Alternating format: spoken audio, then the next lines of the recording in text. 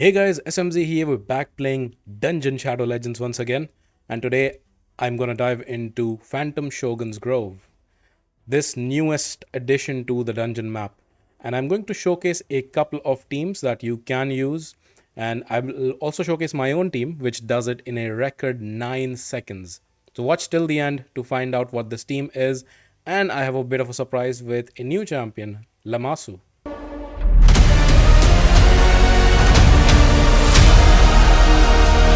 So before we dive into it, I just wanted to take a moment to say thank you very much to everybody who's been super supportive thus far. And I would also want to take a moment to ask some of you guys who are watching the videos but not subscribed yet to please hit that subscribe button. And the reason for that is I need to hit that 1,000 number to be able to apply for the Plarium Content Creator Program and to test out even more video ideas, builds, and crazy strategies for you guys. So please help me out getting to that number. So with that said, let's jump into the team. So the team that I have for you guys is this team right here. Of course it uses Marius. What else do you expect from an SMZ Plays video? But it's also using Lamasu. This is one of the newer champions that I have recently obtained from my clan winning a few siege battles to be able to complete all her fragments. So on first look, she is an amazing champion. And she's really useful in the Hydra, in the Chimera, but I've been trying to see if I can make use of her A3 also in the dungeons. The trouble is that her A3, the ally that she targets, it's pretty random. I've tested so many variations to try to figure out who she targets here, but I still haven't been able to reach a conclusion why she targets who she targets. With that said, this is a great skill. Not only does it reset the cooldown, so allows your nuker to go again, but it also removes all the debuffs, which is great for this fight because the boss does put out debuffs that you want to avoid, especially that enfeeble. So we will use this ability in this team, and what will happen is Marius will go first. Ninja will also go with his nukes. We're going to reset, and what I've seen, and I've tested this at least 20 times now, she always, for some reason, and I don't know what that reason is, she always seems to reset Ninja or whoever is in this position. And we're going to see that in all of these runs. Narlhorn is here as the crit damage tank. So he has the highest crit damage on the team to be able to tank the first round of debuffs. And Lydia is there to place debuffs. So let's jump in. Let's see how this team does. So there goes the debuffs in Feeble. Lydia places decrease defense weaken. Some more debuffs. Starting off with A2, Marius goes, takes most of the health. Ninja reduces it down even more. Debuffs come on. Now she will reset, and she resets Ninja, as you see. He goes on, finishes the fight in just 19 seconds. That's pretty fast. Let's do it again. One more time. One thing to note here is that Gnarlhorn needs to be tanky enough to take the first hit. And I also have Brimstone on my Lydia, which obviously helps with the damage. So basically the same thing. Now he will place debuffs. Her turn, she resets Ninja, and he goes again. Now, is Ninja crucial for this team? The answer is no. You can slot in your best nuker here, basically. So for example, one of my best nukers on my team is my Supreme Elhain, because she has a 6-star Crushing Rend. So I'll place her, again in position 3 for whatever reason. And it's not like if I place in any other champion position 3 targets that, no. If I move her around or Ninja around, she still targets them. That's rather weird. Is it based just because it's an attack champion? I've also tested that. That's also not the case from what I've seen. But you'll see something similar happen here. So there Marius goes. There's Elhain taking a big chunk of health. Unkillable. Debuffs. Reset Elhain, as you saw. And basically very similar. It's getting a bit longer because Elhain does a bit less damage than Ninja, obviously, with the burns. But she finishes the job. So it's slightly slower, but still it's 30 seconds, right? I will also slot in, for example, Thor, who's a very good nuker, which a lot of people should have because it was pretty recent fusion. So let's go. Should be pretty similar. No presets for Thor or for Elhain or any of them.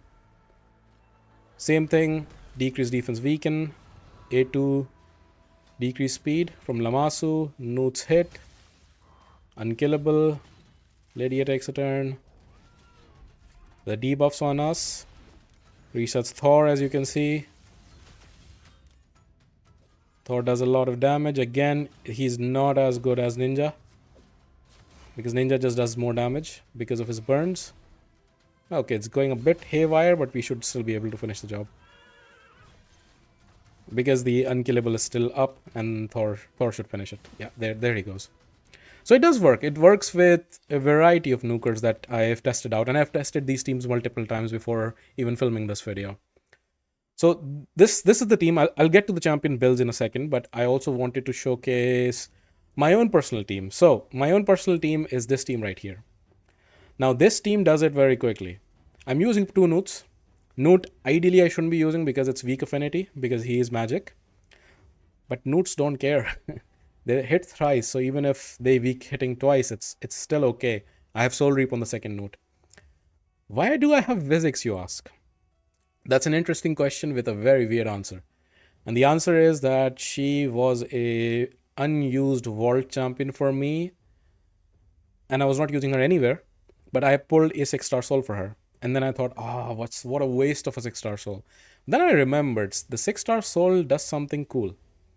And what that thing is, the 6-star soul gives you 38% crit damage. What that means is it's much easier to build a crit damage tank for a champion that's you're not going to use elsewhere anyhow. That's literally the reason she's in the team.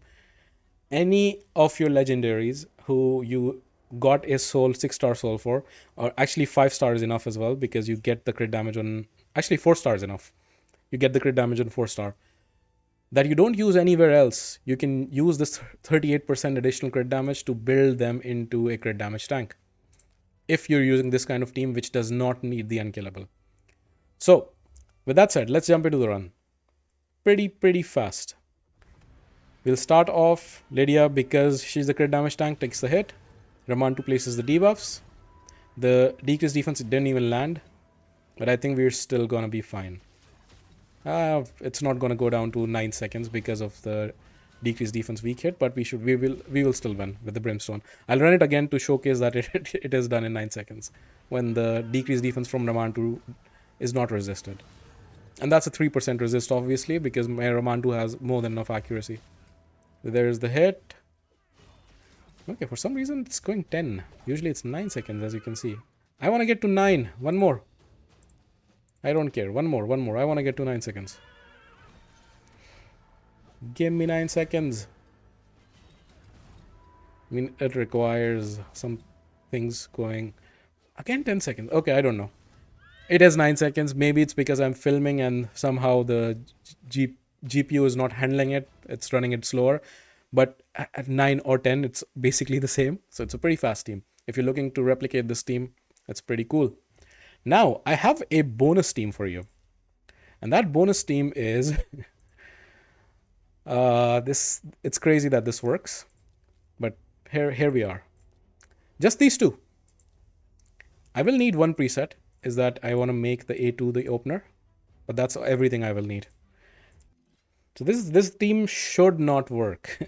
But somehow it works. I know it's because Marius is in Crushing Rend, 6-star, and he has bonkers build, and that's probably the reason it works. He runs out of his debuffs because he takes so many turns. And she is helping, obviously, with that decreased speed, as well as with resetting Marius. It's a bit slower than the other teams, obviously, but it works. He's super low, the boss, already. The shade counter is pretty much in check because of that 6-star blessing, as you can see. Again, there is debuffs on us, but he is running through the debuffs. Boss is almost dead.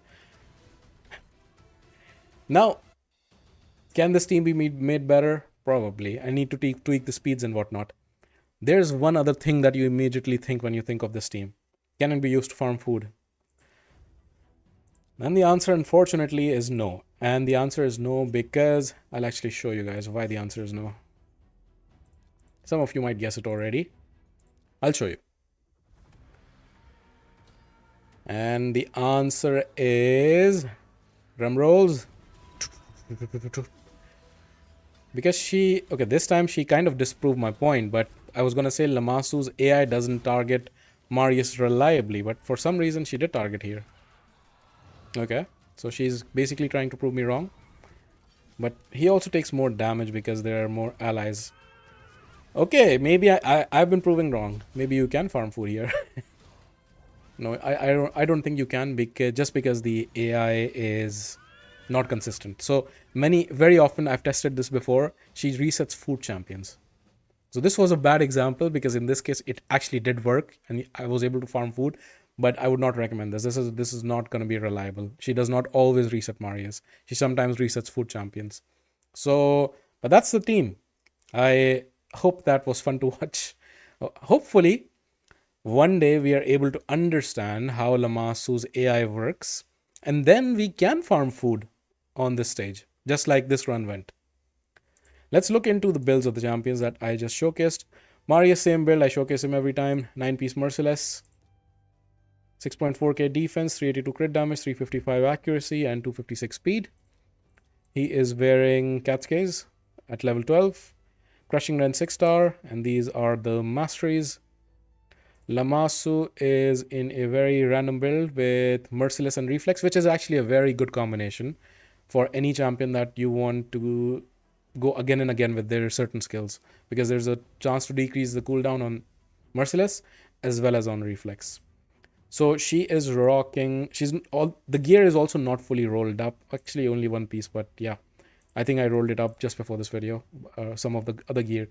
77k defense, HP, 2.5k defense, can be more, 288 speed, can be more, 450 accuracy. And no relic. Cruelty, she only has 2 stars, and I haven't even done full masteries yet. I will at some point. Physics, as I showed, I just put temporal chains because I didn't know what else to put, but she's just having a blessing for the sake of having a blessing. And the only thing that matters here is that her crit damage is the highest on the team. In this case, it's only highest by 1 because Marius has 382. And Newts, I've showcased previously in lethal, 6.2k defense, 313 crit damage, 380 accuracy, 254 speed. The other Newt is pretty similar. He's wearing this relic because I do use him in the Chimera. And this one is in Soul Reap.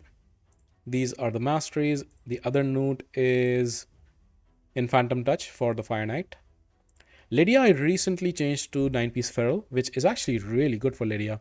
So with 9-piece Feral, I'm able to get to, her HP is not as high as I would like it to be, but still 67k HP is nothing to scoff at. She has 4.6k defense, 300 speed, and 570 accuracy, enough to land her debuffs. Again, this relic for the Chimera, it's nice to build up the defense. Brimstone is great on Lydia. She places so many debuffs anyways, so one more, especially in PvE, is really, really good. War Master helps in long fights like the Chimera and the Hydra. Ramantu is also in a 9-piece Feral. Those are the 2 champions of mine which are in 9-piece Feral. He is rocking 288 speed, 640 accuracy. The only 2 things that matter for Ramantu. And Brimstone as well, same logic. He places a lot of debuffs already, so why not one more? Eagle Eye to get his accuracy up because I do use him in the arena, live arena as well sometimes. Thor I showcase, he's a 9-piece Merciless, almost 7k attack, 300 crit damage, 247 speed, 280 accuracy. He is wearing this relic, which allows you to do more damage after killing an enemy. Nature's Wrath is really good in long fights like the Hydra, where I use him. Helm Smasher. My Gnarlhorn is having no masteries whatsoever, and he's just wearing gear to get his crit damage super high, 388. You need to build some tankiness into him so he doesn't die from the first hit, but otherwise nothing else matters. Try to keep his speed above 130, 140. Otherwise, the boss will take 2 turns and Gnarlhorn will not have taken any, and that's not something we want. Supreme Elhain, also 9-piece Merciless. She is at 7.3k attack, 337 crit damage, 207 speed, a bit slower on the slower side. No Relic, Crushing Ren on 6-star, and Helm Smasher. Ninja is wearing Lethal and Cruel. and he gets to 7.5k attack, 330 crit damage, 330 accuracy, 243 speed. This is the best relic, I think, for ninja so far. Doing more, it's basically like Nature's Wrath in a relic. Actually, even better because it stacks up to 30%. And Crushing Red on the 6-star and Helm Smasher. So yeah, I think those are all the champions that I did use. So that was it. Thank you very much for watching. Let me know in the comments what teams you are using to farm Phantom Shogun. And let me know what other stuff I should be testing out on Phantom Shogun, and I'll be happy to do so. Thank you very much once again, and see you next time.